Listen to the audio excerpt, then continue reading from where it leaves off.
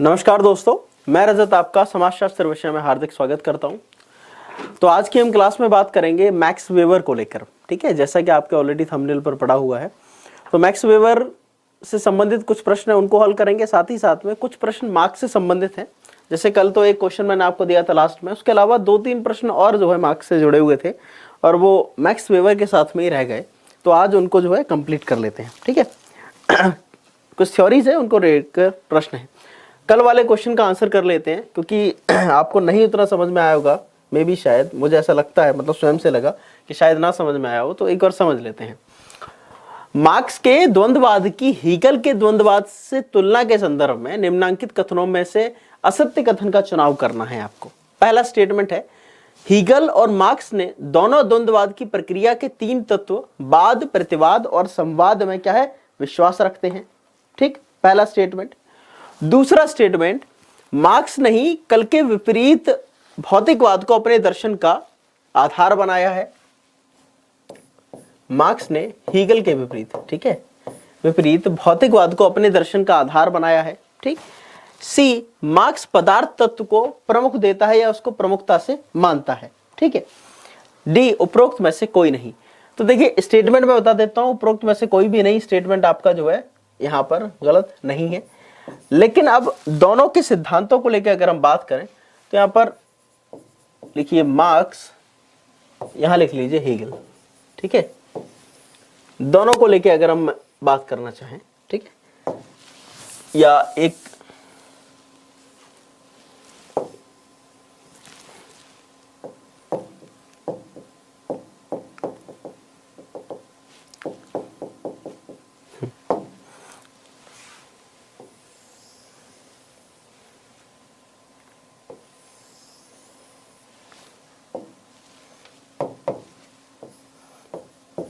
अगर मैं कहूं ये हीगल है और ये मैं कहूं मार्क्स है, ठीक, तो इन दोनों के सिद्धांतों को लेकर अगर हम बात करेंगे तो दोनों में समानता को लेकर अगर हम बात करें तो समानता के स्तर पर हम एक चीज तो बहुत सिंपल सी रख सकते हैं, वाद, प्रतिवाद और संवाद।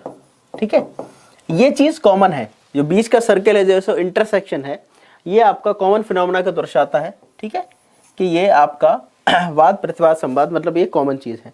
अब वहीं अगर दोनों में हम असमानता को लेकर बात करें, ठीक है, तो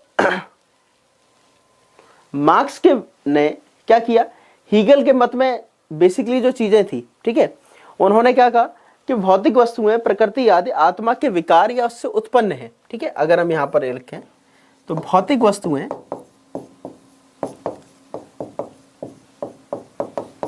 आत्मा, प्रकृति, आत्मा के विकार से उत्पन्न है। ठीक, उसी क्रम में अगर हम मार्क्स को लेकर बात करें तो मार्क्स ने क्या कहा, मार्क्स ने बेसिकली कहा कि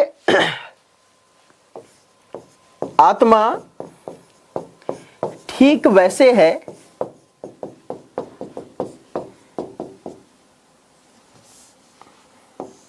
आत्मा शरीर में ठीक वैसे है जैसे घड़ी के कलपुर्जे। ये ज्यादा इजीएस्ट एग्जांपल है। कैसे, एक घड़ी है, घड़ी के अंदर कई सारे जो है सिस्टम्स अंदर मौजूद रहते हैं, वो आपस में एक मैकेनिज्म एस्टेब्लिश करते हैं, तभी आपने घड़ी की सुइयां टिक टिक टिक टिक करके जो भी फॉर्मेशन है उस फॉर्मेशन में चलती हैं। लेकिन वहीं अगर मनुष्य को लेकर हम बात करें, ठीक है, तो क्या ऐसा हो सकता है कि यहां पर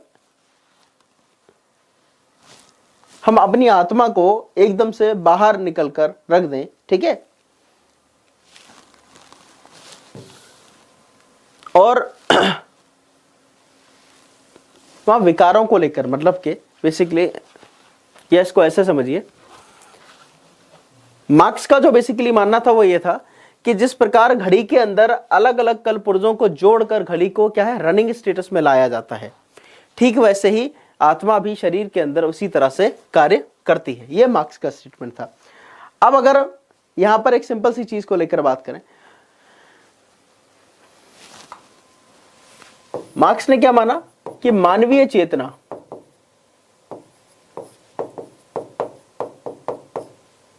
सामाजिक चेतना का निर्धारण करती है।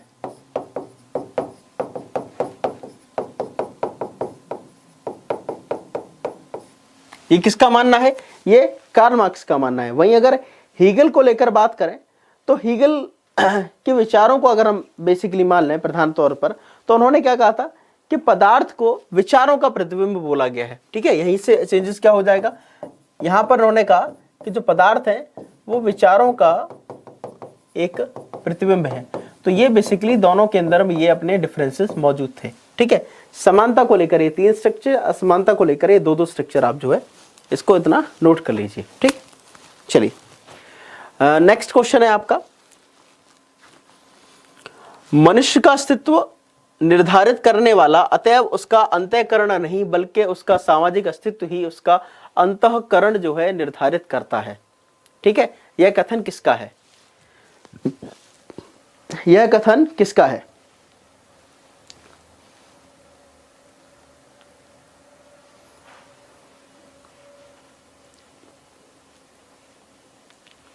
यह कथन किसका है बताइए?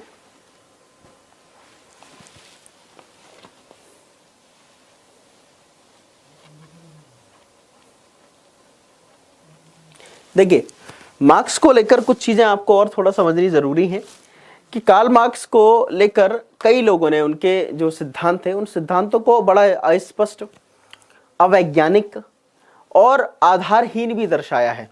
इवन दो कुछ तो विचारकों ने कार्ल मार्क्स को लेकर यहां तक कह डाला कि मार्क्स का जो आपको सिद्धांत देखने को मिलता है या मार्क्स का जो दर्शन है, तो उन्होंने कहा कि he is not a serious philosopher, he is not a sincere philosopher, बल्कि है क्या कि मार्क्स के अंदर जितनी भी ये गंभीरता दिखती है, दर्शन दिख रहा है, जो भी विचार हैं, ये सब हीगल का कॉपी किया उसने। जबकि मार्क्स के एज इट इज वे में अगर देखें तो मार्क्स ने क्या कहा था कि मैंने हीगल के विचारों को जो शीर्षासन कर रहा था, जो हीगल का जो भौतिकवाद था वो जो शीर्षासन कर रहा था, मैंने उसको सीधा खड़ा कर दिया है। ठीक है, तो ये बेसिकली कार्ल मार्क्स और हीगल के बीच में ये डिफरेंसेस आपके रहे हैं। ठीक है, और अगर डीप डिफरेंस समझना है तो बहुत सिंपल सा है कि मार्क्स का बेसिकली मानना क्या है कि संसार के अंदर ये जो लोगों की इच्छाएं मौजूद हैं, ठीक है, या जो मनुष्य की सारी समस्याएं हैं, वो सारी की सारी यही लौकिक समस्याएं यहीं तक जो है सीमित हैं और यहीं से ये उत्पन्न आपकी हो भी रही हैं। चलिए अब इस पर आते हैं। ये स्टेटमेंट बेसिकली है कार्ल मार्क्स का। किसका स्टेटमेंट है कि मनुष्य का अस्तित्व निर्धारित करने वाला उसका अंतःकरण नहीं बल्कि उसका सामाजिक अस्तित्व ही उसके अंतःकरण का निर्धारण करता है। किसका स्टेटमेंट है ये कार्ल मार्क्स का दिया हुआ आपका स्टेटमेंट है। क्लियर है? डी। चलिए नेक्स्ट क्वेश्चन है, ऐतिहासिक भौतिकवाद के संदर्भ में निम्नांकित कथनों पर विचार करें। चलिए क्वेश्चन को पढ़िए देन आंसर करिए। ऐतिहासिक भौतिकवाद,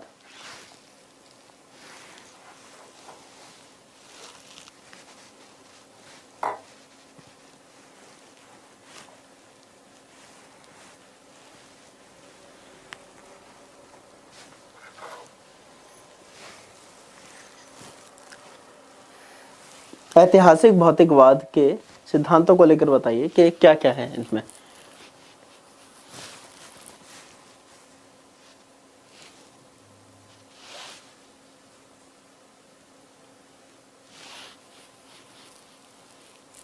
देखिए, ऐतिहासिक भौतिकवाद को लेकर बात करें तो आर्थिक संरचना सर्वाधिक महत्वपूर्ण सिद्धांत है, ये स्टेटमेंट सही है। दूसरा, अर्थव्यवस्था समाज में राजनीति और संस्कृति इन दोनों को निर्धारित करती है, ये भी सही है। आपने देखा नहीं है जैसे कि उन्होंने कार्ल मार्क्स ने क्या बोला है कि जो राज्य है वो पूंजीवादी वर्ग के अभिकरण के तौर पर, मतलब के एक तरीके से उसके एक बोलते ना हथियार के तौर पर काम करता है। ठीक है, और राज्य के माध्यम से ही पूंजीवाद जो है अपना शोषण और ये सारी प्रवृत्तियों को चलाए हुए है। ठीक है, जैसे कि आपने देखा होगा उन्होंने कई इसके एग्जांपल्स के तौर पर कुछ चीजों को स्पष्ट किया, जैसे कि राजा, सेना, सत्ता, शासन वगैरह जो है ये भी पूरी तरह से इन्फ्लुएंस किसके साथ होते हैं। जैसे कि आप अगर बोलते हैं, अगर हम प्रैक्टिकली अपने उसमें समझें, तो आप हमेशा कहते हैं कि साहब ये तो बड़ा आदमी है, सरकार जो है इसके आगे झुक जाती है, ठीक है, शासन कुछ नहीं बोलता क्योंकि साहब ये बड़े आदमी है, इनके अगेंस्ट में कोई कुछ नहीं बोलेगा, ये पूंजीवादी हैं, इनके पास में पैसा बहुत सारा मौजूद है, इनके आगे कहाँ सरकार की चलती है, नियम कानून सब किनारे हैं, कोई अधिकारी कुछ नहीं बोलता। तो यही पर्टिकुलर इस आधार पर था कि जो पूंजीवादी वर्ग है या जो सामंती वर्ग है, वो उसके लिए राज्य जो है शोषण करने के एक अभिकरण के तौर पर शामिल है, ठीक है, मतलब एक माध्यम सा बन गया है। तीसरा, अवधारणाओं की बजाय आर्थिक संरचना राजनीतिक एवं विधिक अधिसंरचना निर्धारित करती है। तो ये भी स्टेटमेंट क्या हो जाएगा आपका, सही हो जाएगा, ठीक है। अवधारणाओं की बजाय लिख लो, या यहां पर इसको विचारों की बजाय आप लिख लो, ठीक है। चलिए आंसर क्या होगा, डी आपका, उपरोक्त सभी कथन क्या हो जाएंगे आपके, सही हो जाएंगे। नेक्स्ट क्वेश्चन है आपका, मार्क्स ने द्वंद्ववाद का सिद्धांत किससे लिया है? पहला, Locke, Rousseau, Hegel, Green. Marx ने द्वंद्ववाद का जो सिद्धांत है वो किससे प्राप्त किया है? इसका आंसर क्या होगा?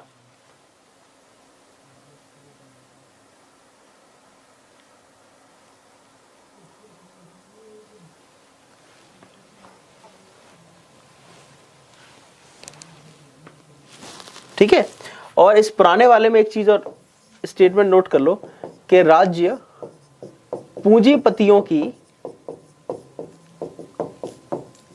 कार्यकारी समिति है।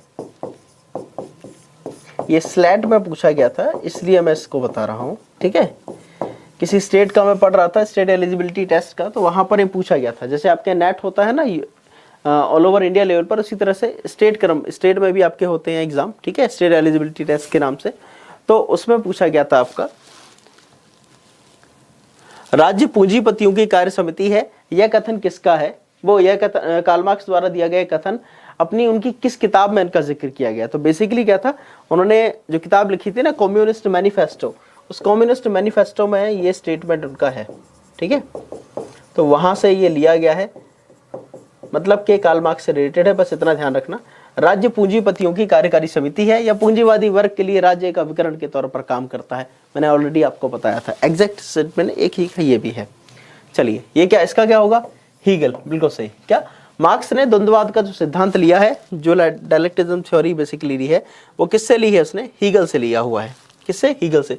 रूस, लॉक, रूसो, ग्रीन, ये सब का कोई मतलब नहीं, ठीक। चलिए अगला प्रश्न है आपका, निम्नलिखित में से कौन सा कार्ल मार्क्स का कथन नहीं है? पहला, राज्य का लोप हो जाएगा। बी, एक वर्ग रहित राज्य रहित समाज होगा। सी, पूंजीवादी अपनी कब्र स्वयं खोदता है, मतलब पूंजीवादी नहीं। डी, वैश्वीकरण पूंजीवाद का एक दूसरा रूप है। इसका आंसर करिए। तो इसको समझिए सिंपल सा। पहला, राज्य का लोप हो जाएगा, ये उन्होंने ऑलरेडी बोला था कि साहब एक ऐसा समाज आएगा जहां पर राज्य विहीन, वर्ग विहीन समाज की स्थापना हो गई। तो पहला स्टेटमेंट तो सही हो गया, क्लियर है। दूसरा स्टेटमेंट कि एक वर्ग रहित राज्य रहित समाज होगा, एक वर्ग रहित राज्य रहित समाज होगा, ये भी पहले से दूसरा क्लियर हुआ। तीसरा, पूंजीवाद अपनी कब्र स्वयं खोदता है। बेसिकली उनका स्टेटमेंट था कि पूंजीवाद के पतन का कारण स्वयं पूंजीवाद होगा, ठीक है।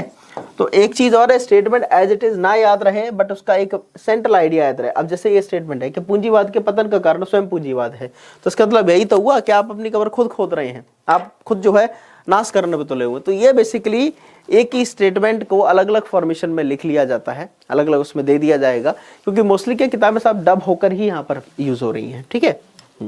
तो आंसर क्या हो जाएगा, डी आपका, वैश्वीकरण पूंजीवाद का दूसरा रूप है। ये स्टेटमेंट मार्क्स ने कभी कहा ही नहीं है, ठीक है। इसलिए हमेशा बोला जाता है मार्क्स स्टिल अवेकिंग, ठीक है। कार्ल मार्क्स अभी भी अंगड़ाइयां ले रहा है अपने कब्र में पढ़े पढ़े, ठीक। चलो अब आ जाते हैं आपके अगले टॉपिक पर, मैक्स वेबर को लेकर, ठीक है। चलिए अब बोलना शुरू करिए। पहला स्टेटमेंट, सामाजिक क्रिया का सिद्धांत इनमें से किसने दिया है? A, Max Weber, B, John Smith, C, Crow and Crow, D, Adam Smith. अब बताइए सामाजिक क्रिया का सिद्धांत किसने दिया है?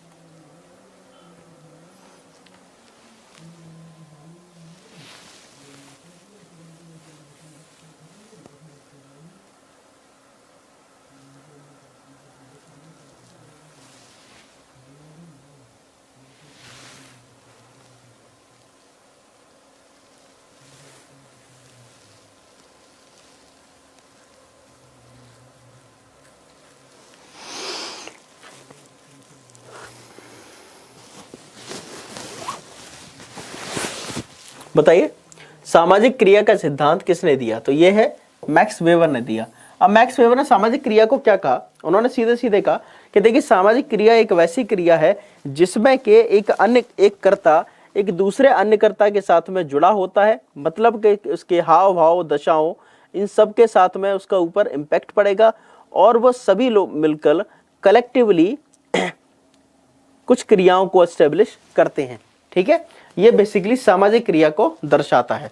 मतलब के सिंपलेस्ट फॉर्म में और इसको अगर समझना है तो मार्क्स का बेसिकली वेबर का जो स्टेटमेंट था कि किसी भी क्रिया को हमें तभी सामाजिक क्रिया मानना चाहिए जिसमें कर्ता या कर्ताओं द्वारा लगाए गए व्यक्तिनिष्ठ अर्थ के अनुसार उस क्रिया में दूसरे व्यक्तियों के मनोभाव एवं क्रियाओं का समावेश हो और उन्हीं के अनुसार उनकी गति जो है निर्धारित होनी चाहिए, गतिविधि निर्धारित होनी चाहिए। ये किसका था? ये मैक्स वेबर का थ्योरी था। किसका?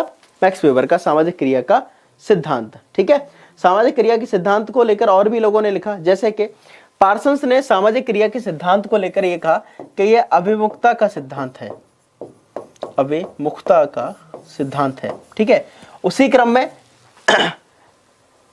गर्थ एवं मिल्स ने इसे क्या कहा? प्रेरणा की दिशा के तौर पर दर्शाया। ठीक है, गर्थ एवं मिथ ने इसको क्या कहा कि ये एक प्रेरणा की दशा है।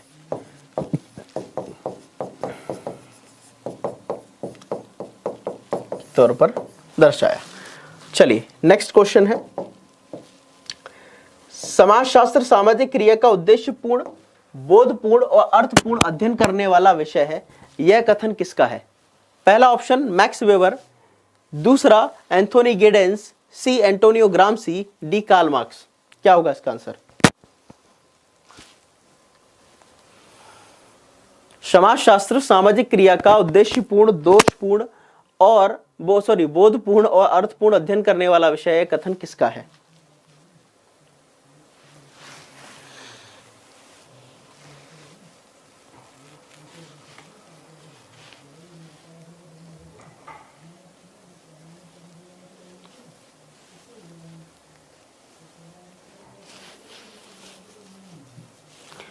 अरे ये किसका है? मैक्स वेबर का। जाहिर सी बात है, मैक्स वेबर का जिक्र हो रहा है तो बहुत सिंपल सा है, मैक्स वेबर का है। बट इस स्टेटमेंट को लिख लीजिए और इसको नोट कर लीजिए। अगला है प्रश्न आपका, अब थोड़ा सा प्रश्न ज्यादा बड़ा आया है। ठीक है, चलो प्रश्न है कि मैक्स वेबर द्वारा धर्म का सिद्धांत के संदर्भ में निम्नांकित कथनों पर विचार करिए। हो सकता है पेपर में आपसे और छोटा रहे, बड़ा यहाँ पर इसलिए भी है कि अगर सिर्फ इसको पढ़ के भी ध्यान रखोगे तो धर्म का सिद्धांत जरूर दिमाग में याद रहेगा कि मैक्स वेबर का धर्म का सिद्धांत क्या था। चलिए पहला स्टेटमेंट है इसका। वेबर ने कहा कि यूरोप के जिन देशों में प्रोटेस्टेंट धर्म का प्रभाव अधिक है वहां पूंजी का विकास उन देशों की तुलना में अधिक हुआ है जहां कैथोलिक धर्म को मानने वाले लोगों की संख्या अधिक थी। बी, वेबर ने निष्कर्ष निकाला कि यूरोप के अन्य देशों में आर्थिक और राजनीतिक संकट के समय प्रोटेस्टेंट धर्म के मानने वाले लोगों ने परिश्रम के द्वारा अपनी आर्थिक दशा को फिर से सुदृढ़ बना लिया, ताकि जबकि कैथोलिक धर्म के अनुयायी ऐसा नहीं कर सके। तीसरा, मैक्स वेबर ने अपने अध्ययन के बाद यह निष्कर्ष प्रस्तुत किया कि कैथोलिक धर्म को मानने वाले विद्यार्थियों की तुलना में प्रोटेस्टेंट धर्म को मानने वाले विद्यार्थी औद्योगिक शिक्षा संस्थाओं में प्रवेश लेने के लिए अधिक प्रयत्नशील रहते हैं। तो देखिए स्टेटमेंट हो जाएगा डी आपका सभी कथन। अब इस पे समझने से पहले थोड़ा सा आ जाइए, कार्ल मार्क्स का धर्म का सिद्धांत जो था बेसिकली वो बहुत नैरो माइंडेड भी बोल दिया गया। नैरो माइंडेड कैसे बोल दिया गया? उन्होंने जैसे दर्शाया कि साहब कुछ धर्मों की जो शिक्षाएं हैं या धर्मों की प्रवृत्तियां जो है वो उनके अनुयायियों को आर्थिक स्तर पर उन्नति करने से रोकती हैं या आर्थिक स्तर पर उनको उन्नति करने की प्रेरणा देती हैं। ये 2-3 एग्जाम्पल उन्होंने बोले। अब इस आधार पर अलग अलग चीजें थी, जैसे कि अगर हम हिंदू धर्म को एज एग्जाम्पल के तौर पर लें तो उन्होंने कहा कि भाई यहां पर हमारे यहाँ क्या बोला जाता है, संतोष रखिए, ठीक है, संतोषी सदा सुखी, संतोष रखना चाहिए, लेकिन संग्रहण करना, संतोष रखना, इन दोनों में जमीन आसमान का डिफरेंस है। ऐसे में किसी भी स्तर पर भारत में अगर हिंदू धर्म में कुछ जातियां ऐसी थी जिन्होंने कि अच्छा खासा अपना एक ग्रोथ किया, उसको वो जस्टिफाई नहीं कर पाए, वो पारसियों को जस्टिफाई नहीं कर पाए, उन्होंने सिर्फ जैन मतावलंबियों को जस्टिफाई नहीं कर पाए कि भाई why they are so rich हैं, वो अपने इतने क्यों वेल्दी हैं, ठीक है। तो ये कुछ कुछ स्टेटमेंट थे जिनको मैक्स वेबर ने डिफाइन कर ही नहीं पाए कि भैया ये धर्म का जो समाजशास्त्र है वो बेसिकली है क्या, ठीक है। तो ये इनके निष्कर्ष जरूर थे कि व्यक्ति के व्यवहारों पर धार्मिक आचारों के प्रभावों को समझा जाता है, ठीक है। उन्होंने कहा कि साधारण मनुष्य धर्म के अनुसार समाज के साथ व्यवहार करता है, मतलब कि उसकी जो सांसारिक आकांक्षाएं हैं, जो इच्छाएं हैं, वो धर्म से प्रभावित होती हैं, बट ये पूरी तरह से वो एस्टेब्लिश नहीं कर पाए कई सारे एग्जांपल्स के तौर पर। जैसे कि अगर हिंदू धर्म में बात करें तो वैश्य वर्ग, जिसको वनिया वर्ग बोलते हैं, मारवाड़ी हैं, उनको आप अग्रवाल से, इनको आप डिफाइन नहीं कर पाए। भाई ये भी तो हिंदू धर्म की पद्धति में आते हैं, बट ये लोग तो बहुत रिच हैं, अच्छा खासा ग्रोथ भी करते हैं। बड़े पैमाने पर आपको मारवाड़ी मिलेंगे देखने को जो इंडस्ट्रियलिस्ट हैं। इवन तो मारवाड़ी पैसा ये एक बोला जाता है कि ये इसके पर्याय हैं, ठीक है। तो इन सब का एग्जाम्पल वो दे ही नहीं पाए, ठीक। चलिए अगला आपका, निम्नलिखित में से कौन सा कथन मैक्स वेबर के संदर्भ में असत्य है? चलिए इस प्रश्न का उत्तर करिए। मैक्स वेबर के संदर्भ में कौन सा कथन असत्य है?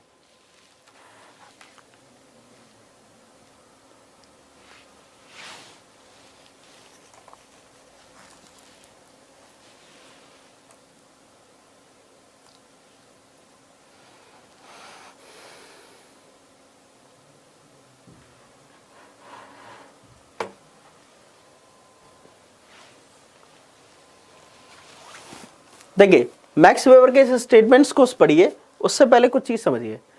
मैक्स वेबर ने कहा था शक्ति उन लोगों के अंदर निहित होती है जो दूसरों के व्यवहारों को इस प्रकार से प्रभावित करते हैं कि वो उनकी इच्छा की विरुद्ध साबित हो सके। और इस प्रकार की शक्ति का तात्पर्य यह है कि आपका किसी अन्य के ऊपर अपनी इच्छा को थोपना, जैसा वह चाहता है वैसा ही दूसरों से व्यवहार करवाना, मतलब आपके अकॉर्डिंगली, ठीक है।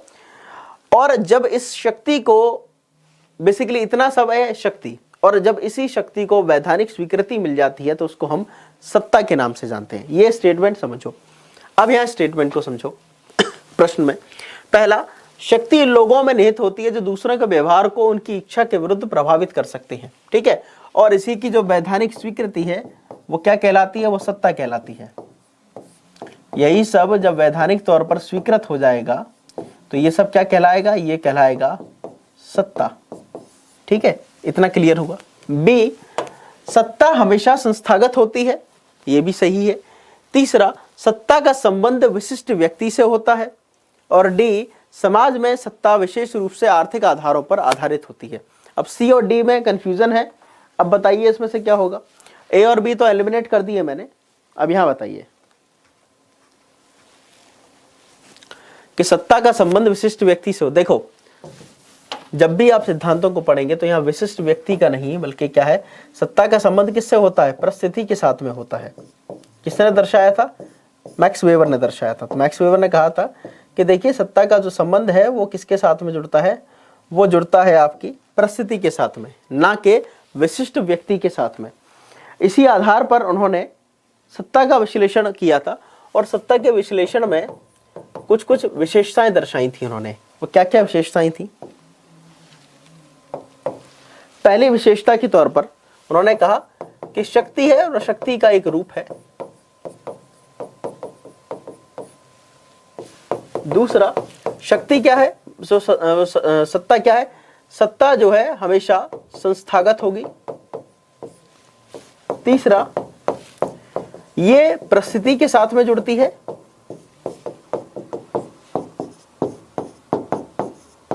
ठीक। उसी क्रम में जो सत्ता है वो क्या होगी, निश्चित क्षेत्र,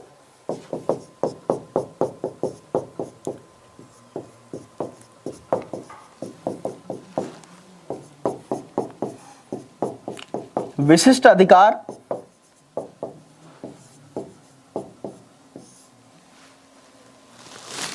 ठीक, और साथ ही साथ में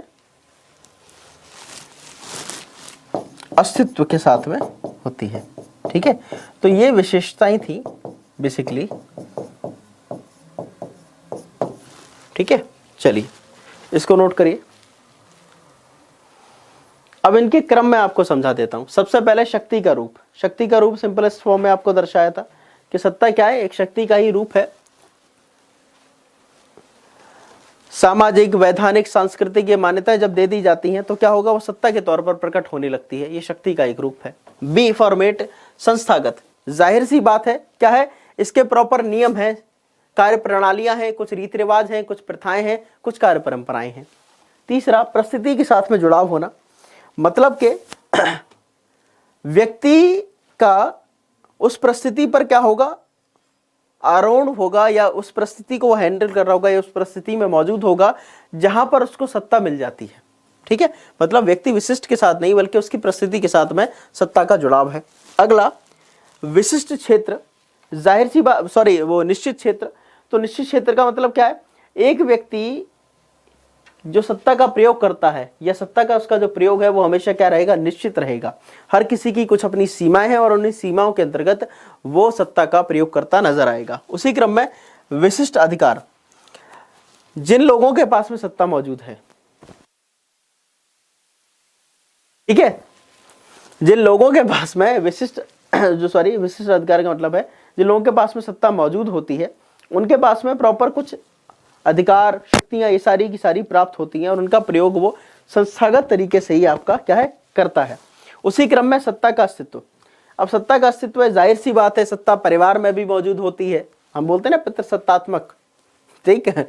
तो परिवार हो, कोई सांस्कृतिक क्षेत्र हो, कोई धार्मिक क्षेत्र मौजूद हो, कोई राजनीतिक स्थिति हो, सभी में सत्ता आपकी मौजूद रहने वाली है। ठीक है, तो स्टेटमेंट क्या हो जाएगा, सी आपका गलत हो जाएगा, ए, बी एंड डी तीनों क्या हो जाएंगे, सही। चलिए नेक्स्ट क्वेश्चन है, धर्म के समाजशास्त्र के जनक के तौर पर इनमें से किसको जाना जाता है। पहला ऑप्शन है A Max Weber, B Anthony Giddens, C Antonio Gramsci, D Karl Marx. इसका आंसर करिए, बताइए।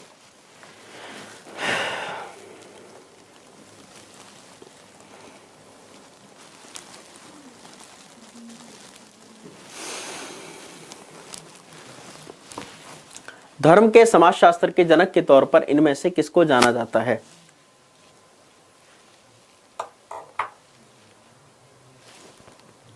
देखिए, धर्म के समाजशास्त्र के जनक के तौर पर हमेशा किसको आप समझेंगे, मैक्स वेबर को समझेंगे। ठीक है, तो ये आपका क्या हो जाएगा, ये आपका right answer.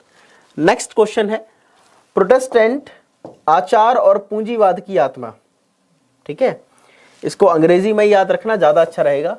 Protestant ethic and the spirit of capitalism इनमें से किसके द्वारा लिखी गई पुस्तक है। चलिए, पहला option Max Weber, B Anthony Giddens, C Antonio Gramsci, D Karl marks.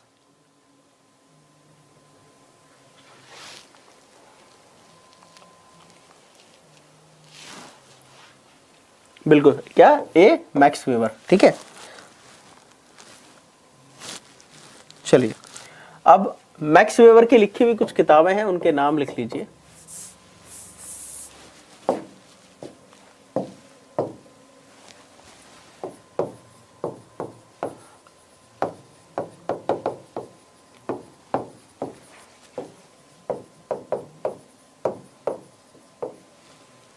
चलिए, पहली किताब तो लास्ट में लिखी ली है आपने, ठीक है, Protestant ethic and the spirit of capitalism. उसके बाद लिखिए द रिलीजन ऑफ चाइना। दूसरा, the religion of India. See, ancient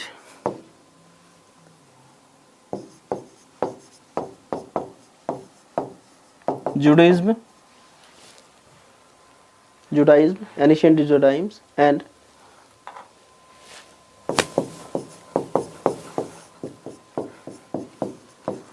essays in sociology, ठीक।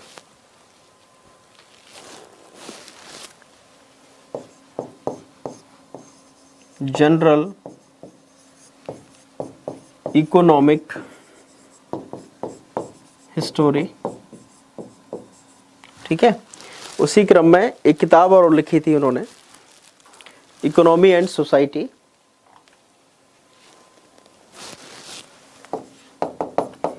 इकोनॉमी एंड सोसाइटी, और आपका द रिलीजन ऑफ सोशियोलॉजी, ठीक है। तो ये तीन तो आपको याद रखेंगे, the religion of China, India and sociology, इस क्रम में याद रख लेना, ठीक है। नहीं, इस किताब का नाम थोड़ा सा चेंज कर लेना, ये शायद अपोजिट है एकदम से, जहाँ तक याद है मुझे। नहीं, sociology of religion, of the religion, ठीक है। एक बार चेक कर लेना, फिर भी इस किताब का नाम मुझे जहाँ तक याद नहीं आ रहा है, क्योंकि तीनों को मैंने एक ही क्रम में याद कर लिया था, ठीक है। तो इसका थोड़ा सा देख लेना कि इसका नाम जो है कहीं और तो नहीं, कुछ और तो नहीं है, ठीक है। ठीक, तो मैक्स वेबर की लिखी हुई आपकी कुछ किताबें थी, ठीक है। चलिए इसको नोट करिए जल्दी से।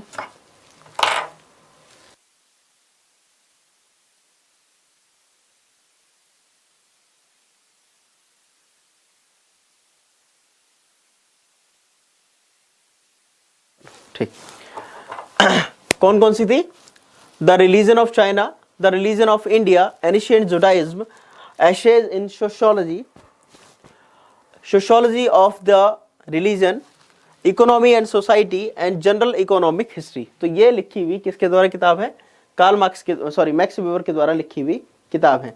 उसी क्रम में मैक्स वेबर ने सत्ता को लेकर भी कुछ कहा था, ठीक है। अगर हम सत्ता के स्ट्रक्चर को लेकर बात करें तो मैक्स वेबर का ये बरवली समझ लीजिए। मैक्स वेबर ने 3 स्तरों पर सत्ताओं को दर्शाया था। 3 बताई थी ना कि सत्ता के 3 प्रकार होते हैं। तो कौन कौन से 3 प्रकार बताए थे? पहला प्रकार जो मैं बताया था वो बताया था उन्होंने एक लीगल अथॉरिटी, या यूं कहिए वैधानिक सत्ता का प्रकार, ठीक है। वैधानिक सत्ता का प्रकार क्या है? मतलब कि राज्य द्वारा बनाए गए कुछ कानून होंगे, ठीक है। उन कानून के अनुसार कुछ पर्टिकुलर पद होंगे, और उन पदों को उन्हीं कानूनों के एक दायरे के अंदर बंद कर काम करना पड़ता है। वो उनके अकॉर्डिंग ही वर्क करते हैं, ठीक है। वो अपने स्तर पर चीज़ों को चेंजेस नहीं कर सकते। तो ये वैधानिक सत्ता को दर्शाता है। उसी क्रम में परंपरागत सत्ता और तीसरा करिश्माई सत्ता को लेकर। तो ये 3 प्रकार की सत्ताओं के प्रकारों को लेकर बात थी। प्रीवियसली क्लासेस में ऑलरेडी मैंने वेबर वाले उसमें पढ़ाया हुआ है, ठीक है। तो अब जिन लोगों को डाउट हो रहा है कुछ भी है, मैक्स वेबर के ऑलरेडी जिस क्लास में मैंने कराया उसमें ज़रूर जाइएगा करने के लिए, ठीक है। क्यों? फिर पता चले तुम यहाँ पर नई चीज़ फिर से पूरा मैं लिखूँ और वो रिवीजन करो। जो चीज़ें क्वेश्चन से रेलेवेंट है वो रिवीजन में कराऊंगा, लेकिन कुछ चीज़ें आपको खुद से पढ़नी है तो वो आपको ही समझ के लिए हैं। खुद से पढ़ने का मतलब ये है कि मैंने ऑलरेडी वो क्लास कराई है, उस क्लास को जाके देखिएगा, प्ले लिस्ट में वो क्लास पड़ी हुई है, ठीक है। तो आप में से जो लोग भी आज नए आए हुए हैं वो एक काम जरूर करेंगे कि मैक्स वेबर की कराई हुई जो मेरी क्लास है उसको करेंगे। साथ ही साथ में अगर फिर भी कोई डाउट क्रिएट होता है then after the class comment करके जरूर जाना, तो तुम्हारा वो डाउट वगैरह सारा सॉल्व हो जाएगा, ठीक है। उसी क्रम में आगे बढ़े तो ये आपकी क्लास का आज लास्ट क्वेश्चन है, ठीक है। इसका आंसर आई होप आप लोग after the class comment section में कर देंगे जरूर। साथ ही साथ में 60% ऑफ ऑन ऑल कोर्सेज, ठीक है, जो भी एग्जामपुर की तरफ से आपके कोर्सेज चल रहे हैं, और 30% ऑफ ऑन ऑल बुक्स, ठीक है। तो एग्जामपुर के नाम से आप चाहे कोई कोर्स, एग्जामपुर ऑफिशियल पर जो भी चल रहा है, ठीक है, या कोई भी किताबें, उन सभी पर 30% और आपके कोर्सेज पर 60% का एक डिसेंट ऑफ आपका चल रहा है, ठीक है। तो ऐसे में आप लोग, हो सकता है आप में से कई लोग उनके भाई बहन हो जो आप वनडे एग्जाम्स की तैयारी करते हो, टीचिंग एग्जाम्स की तैयारी करते हो, तो आप उन लोगों को गाइड कर सकते हैं कि भाई 60% ऑफ है, ऑफ को ग्रैब करने के लिए ज़रूरी है कि आप लोगों को प्ले स्टोर पर जाइएगा और प्ले स्टोर से एग्जाम्पुर ऑफिशियल ऐप को क्या है डाउनलोड जरूर करिए। आप डाउनलोड करिए।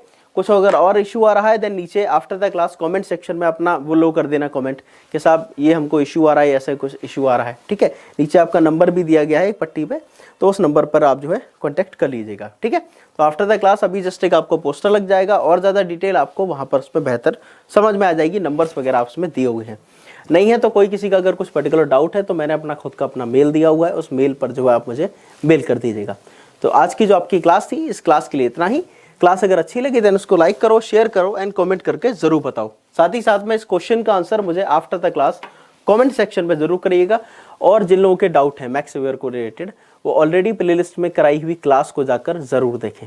जिनको समझ नहीं आया वो रिवीजन करें, उसके बाद अगर समझ में नहीं आता है देन क्लास में क्वेश्चन करना आप शुरू करिए। ठीक है, मतलब नेक्स्ट क्लास में हम लोग बात कर लेंगे इसको लेकर। ठीक है, तो आज की जो आपकी क्लास थी, इस क्लास के लिए इतना ही। तब तक के लिए धन्यवाद, बाय बाय, टेक केयर।